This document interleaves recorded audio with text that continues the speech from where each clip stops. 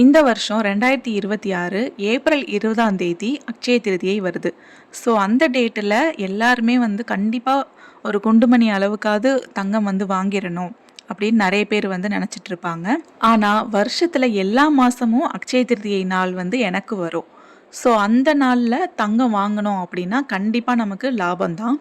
So அந்த நாள் என்னன்னு தெரிஞ்சுக்கணும் அப்படின்னா நீங்கள் வீடியோ ஃபுல்லாக பாருங்கள். வீடியோ ஸ்கிப் பண்ணாமல் பார்த்தீங்கன்னா தான் நான் என்ன சொல்கிறேன் அப்படிங்கிறது புரியும். சரி, அக்ஷய திருதியை ஒரு பக்கம் இருக்கட்டும். இப்போது வந்து கோல்டு ரேட்டு அப்பப்போ இறங்குது ரொம்ப, அண்ட் மறுபடியும் ஏறிட்டே இருக்குது. ஸோ இது வந்து ஃப்ளக்சுவேஷன் வந்து ரொம்ப இருந்துகிட்டே இருக்குது.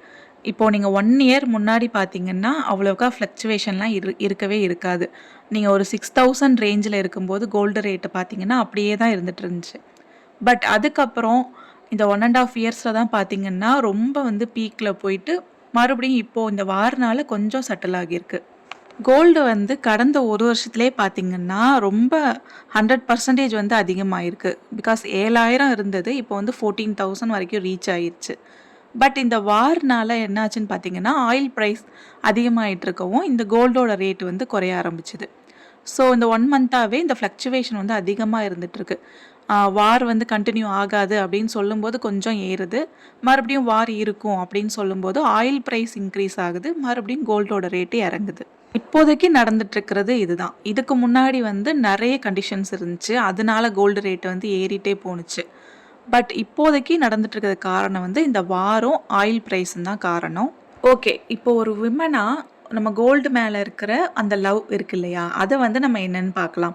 பிகாஸ் கொஞ்சம் வருஷத்துக்கு ஒரு 2 வருஷம் முன்னாடி நீங்கள் எடுத்துக்கிட்டாலும் சும்மா வந்து கோல்டு வாங்க ஆசைப்படுறோம், கோல்டு அது வாங்கணும் இது வாங்கணும்னு சொல்கிறோன்னா அது எதுக்கு தேவையில்லாத செலவு அப்படிங்கிற மாதிரி தான் எல்லார் வீட்லேயுமே மெயினாக ஹஸ்பண்ட் எல்லாமே யோசிச்சிருப்பாங்க. பட் இப்போ பார்த்தீங்கன்னா இந்த ஒரு 1 இயர்க்கு அப்புறம் அப்படியே வந்து எல்லாமே சேஞ்ச் ஆயிடுச்சு. யாரெல்லாம் 2 வருஷத்துக்கு கடந்த ஒரு 10, 20 வருஷமாக வந்து ரொம்ப நகை பைத்தியமாக இருந்து நகையெல்லாம் சேர்த்து வச்சுருப்பாங்க இல்லையா, அவங்க எல்லாருக்குமே இப்போ பயங்கர ரெஸ்பெக்ட் ஆயிடுச்சு. ஏன்னா கோல்டு வந்து அந்த மாதிரி ரிட்டர்ன்ஸ் வந்து கொடுத்துருச்சு. அதனால் இப்போ கோல்டு வாங்குறது மேலே இருக்கிற அந்த பார்வையே வேறு மாதிரி ஆயிடுச்சு. ஏன்னா கோல்டு வந்து சும்மா நம்ம போட்டு அழகு பார்க்குறதுக்காக அப்படிங்கிறத தாண்டி அது வந்து ஒரு உண்மையான அசட்டாக வந்து இப்போ மாற ஆரம்பிச்சிருச்சு. ஏன்னா முன்ன கூட வந்து யாருக்குமே தெரியாது இது வந்து ஒரு அசட் அப்படின்னு யாரும் கன்சிடர் பண்ணுறதில்ல, பண்ணாமல் இருந்தாங்க. பட் இப்போது வந்து ரொம்ப வேர்ல்டுலேயே வந்து இது ஒரு பெரிய அசட் அப்படிங்கிற மாதிரி ஆயிடுச்சு. அதனால இப்போ இருக்கிற சுச்சுவேஷனில் பார்த்தீங்கன்னா இன்னையிலேருந்து ஸ்டார்ட் பண்ணால் கூட நம்ம கோல்டு கொஞ்சம் கொஞ்சமாக வாங்கினா கூட அது பெரிய ஒரு அசட்டு தான் அப்படிங்கிற மாதிரி ஆயிடுச்சு. ஸோ கண்டிப்பாக வந்து எல்லாருமே கோல்டு சேவிங்ஸ் அப்படிங்கிறது பண்ணணும். ஸோ அதை நம்ம ஒரேடியாக வாங்க முடியல, ரேட்டு அதிகமாக இருக்குது அப்படின்னு நினச்சாலும் நம்மளால் முடிஞ்ச அளவுக்கு நம்ம சேல்ரிக்கு நம்ம இன்கம்க்கு ஏற்ற மாதிரி கொஞ்சம் கொஞ்சமாக வாங்கினா கூட அது கொஞ்சம் இயர்ஸ் கழித்து பார்க்கும்போது அது நிறைய சேர்ந்த மாதிரி தான் இருக்கும். ஸோ இப்போ என்னென்ன சேவிங்ஸ் இருக்குது அப்படிங்கிறத பார்க்கலாம். கோல்டு சேவிங்ஸில் வந்து நிறைய டைப் இருக்குது.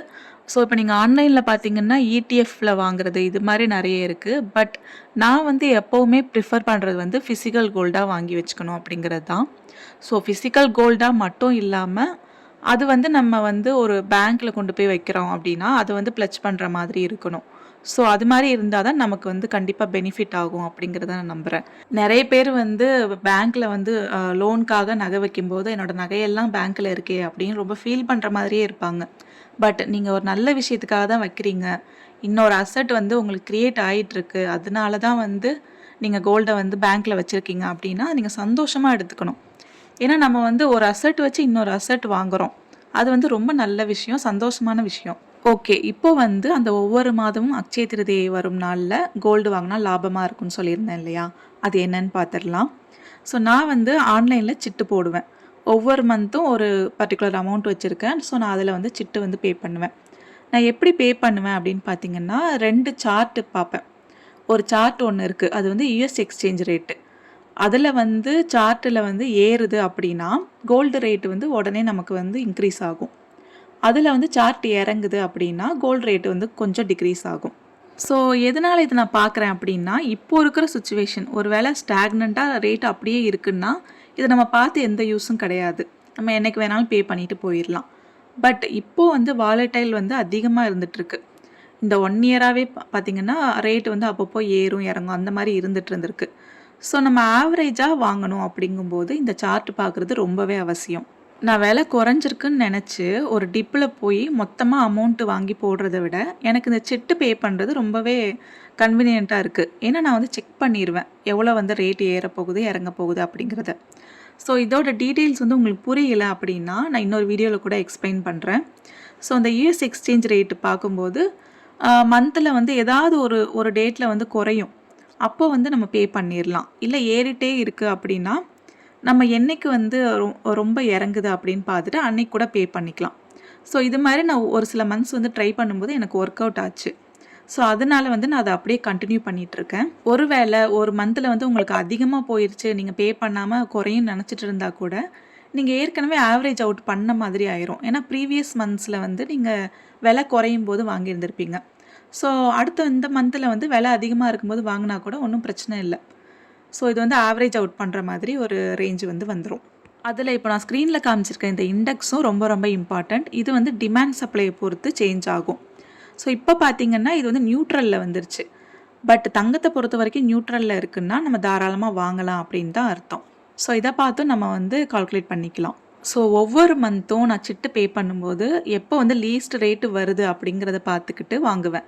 ஸோ அதுதான் எனக்கு ஒவ்வொரு மாசமும் அட்சய திருதியை அப்படிங்கிறத நான் மென்ஷன் பண்ணியிருக்கேன். ஸோ ஏப்ரல் 20ஆம் தேதி நீங்க வந்து கோல்டு வாங்க மாட்டீங்களா அப்படின்னு கேட்டிங்கன்னா, கண்டிப்பா வந்து நான் வாங்குவேன். எப்படின்னு கேட்டிங்கன்னா, நான் வந்து சிட்டு வந்து ஸ்ப்ளிட் பண்ணி தான் போட்டிருக்கேன். ஒரு 2, 3 ஸ்கீமா தனித்தனியா பிரிச்சு போட்டிருக்கேன் அமௌண்ட்டு.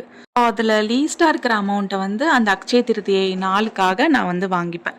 ஏன்னா எனக்கு கொஞ்சோண்டு பக்தி எல்லாம் இருக்குதுங்க. ஸோ அதனால நான் அத பண்ணுவேன். ஸோ இத தான் எல்லாருமே ஃபாலோ பண்ணுங்க அப்படின்னு நான் சொல்றேன். சில பேருக்கு இதெல்லாம் பார்க்க தெரியாது அப்படின்னா, நான் கோல்டோட இது கூட நான் அப்டேட் பண்றேன். ஸோ உங்களுக்கு விருப்பம் இருந்தா சொல்லுங்க. நான் ஒவ்வொரு மந்த்தும் எப்போ வந்து சிட்டு பே பண்ணுவேன் அப்படிங்கிறதையும் கூட அப்டேட் பண்றேன். பட் எல்லா மந்த்தும் அக்யூரேட்டா பண்ணுவேனான்னு தெரியாது. ஒரு சில மந்த்ஸ் வந்து நம்ம ஆவரேஜ் அவுட் வந்து கரெக்ட்டா இல்லாம போகலாம். பட் இப்போ வந்து இந்த சார்ட் எல்லாம் பார்த்து கத்துக்கிட்டீங்க அப்படின்னா, நீங்களே வந்து ஈஸியா கெஸ் பண்ணிக்கலாம். நம்ம டெய்லி வந்து ஒரு ஒரு 1 மினிட் பார்த்தா போதும். ஏறுமா, இறங்குமான்னு. நம்மளே வந்து கெஸ் பண்ணி, சரி ஓகே இன்னைக்கு ரொம்ப இறங்கியிருக்கு. நம்ம வந்து இன்னைக்கே சிட்டு பே பண்ணிரலாம் அப்படின்ட்டு பே பண்ணிக்கலாம். இப்போ கரண்ட்டா இந்த வார்னால பார்த்தீங்கன்னா, ஆயில் பிரைஸ் இன்க்ரீஸ் ஆச்சு இல்லையா? அதனால இந்த இண்டெக்ஸ் ரேஞ்ச் பார்த்தீங்கன்னா 56ல இருக்கு. நியூட்ரல் 56ல இருக்கு. ஸோ இது வந்து நல்ல ரேஞ்ச் தான். இந்த ரேஞ்சில வந்து வாங்குறதுக்கு நம்ம யோசிக்கவே வேண்டியதில்ல. பட் ஒரு பிரைஸ் வந்து ஃப்ளோர் பிரைஸ்ன்னு சொல்லுவாங்க. அது வந்து 12,500 அப்படின்னு சொல்லிட்டு இருக்காங்க கோல்டுக்கு. ஸோ 12,500 கீழ போகுமானா கண்டிப்பா போக போறதில்ல. ஸோ நீங்க 12,500க்கு மேல இருக்கிற ரேஞ்சில நீங்க எப்ப வேணாலும் வாங்கலாம். அது மேல மேல இன்க்ரீஸ் ஆகத்தான் போகுது ஃபியூச்சர்ல. பட் இப்போதைக்கு வந்து நீங்க இந்த 100 to 500 நம்மளால சேவ் பண்ண முடியுது அப்படின்னாலே அது ரொம்ப நல்ல விஷயம் தானே. ஒவ்வொரு மந்த்தும் நீங்க ஒரு 500 குறையும்போது வாங்கிட்டீங்க அப்படின்னா, எல்லா மந்த்துமே நீங்க 500 வந்து சேவ் பண்ணிட்டீங்க அப்படின்னு தான் அர்த்தம். ஸோ அதனால தான் இந்த ஸ்ட்ராட்டஜி வந்து எல்லாருமே ஃபாலோ பண்ணணும் அப்படிங்கிறத நான் சொல்றேன். உங்களுக்கு வர்ற இன்கம் சேலரிலேருந்து எப்படி வந்து கோல்டுக்கு சேவ் பண்ணணும் அப்படின்னு ஒரு ஐடியாவே இல்ல அப்படின்னா, நான் ஏற்கனவே ஒரு சேலரிக்கான பட்ஜெட் வீடியோலாம் போட்டிருக்கேன் நெறைய. ஸோ அத செக் பண்ணி பாருங்க. ஏன்னா இப்போ ஒரு 50,000 சேலரினா, அதில இந்த அளவுக்கு நீங்க வந்து கோல்டுக்குன்னு எடுத்து வைக்கலாம் அப்படிங்கிறது முதற்கொண்டு, நான் வந்து நெறைய ஸ்ப்ளிட் அப் பண்ணி குடுத்துருக்கேன். ஸோ நீங்க அத வீடியோ ஃபுல்லா பாருங்க. ஸோ அத நீங்க பார்த்தீங்கன்னா, எப்படி வந்து பட்ஜெட் பண்ணி கோல்டுக்கு வந்து சேவிங்ஸ் எடுத்து வைக்கலாம் அப்படிங்கிறது கம்ப்ளீட்டா புரியும். நெக்ஸ்ட் வீடியோல நான் வந்து எப்படி வந்து கொஞ்சம் கொஞ்சமா கோல்டு வாங்கி நம்ம சேவ் பண்ணலாம் அப்படிங்கிறத நான் ஒரு வீடியோவா குடுக்குறேன். ஸோ இந்த வீடியோல ஏதாவது டவுட்ஸ் இருந்துச்சு அப்படின்னா, நீங்க கமெண்ட்ஸ்ல கேளுங்க.